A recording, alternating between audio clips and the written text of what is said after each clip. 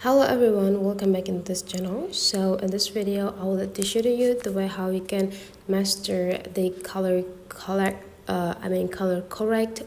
on your photo so that you can get the best photo variations from the raw photo that you have. So you just need to open the photos here, and the next thing is you just need to find the picture that you want to edit here.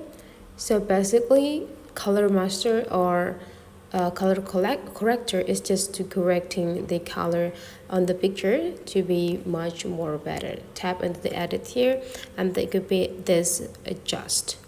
And this adjust, it could be like a lot of sections that you can adjust. So for the first one, it could be the exposure.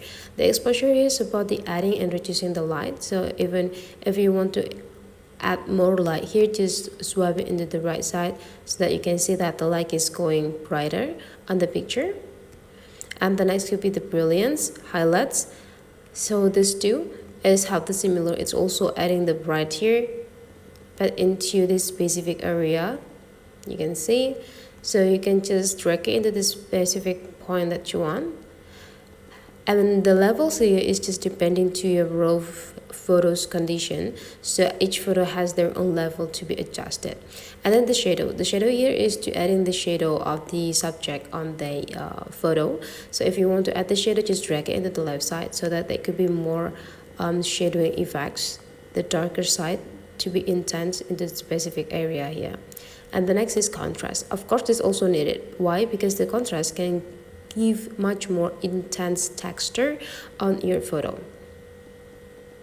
And the next would be the brightness. It's also similar with the exposure, but then it works much more deeply into your photo.